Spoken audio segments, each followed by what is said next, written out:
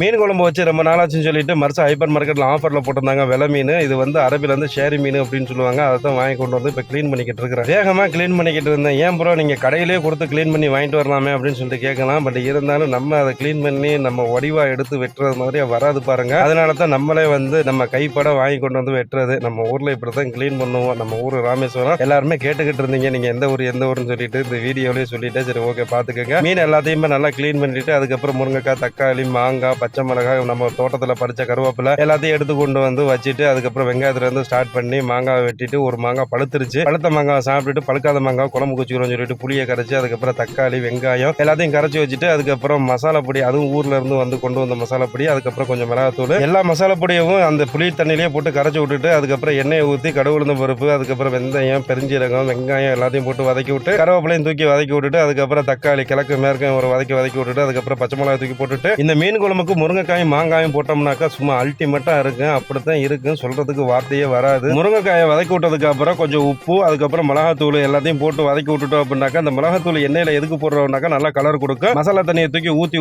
மூடி வச்சிட வேண்டியதான். அவ்வளவுதான், குழம்பு கொதிச்சிருச்சு பாருங்க. மீனை தூக்கி மெதுவா அழுங்காம குலுங்காம அங்கிட்டும் இங்கிட்டும் போகாம ஒன்னா இறக்கி விட்டுட்டோம் அப்படின்னாக்கா அவங்க பாட்டுக்கு உள்ள போய் செட் ஆயிடுவாங்க. மாங்காவையும் உப்பையும் போட்டு நல்லா ஒரு கிண்டி விட்டுட்டு அதுக்கப்புறம் டேஸ்ட் பண்ணி பார்த்தோம்னா குழம்பு வேற லெவல்ல இருக்கு. அப்படி நம்ம சேனலையும் பேஜையும் follow, subscribe. Bye bye. Thank you for watching.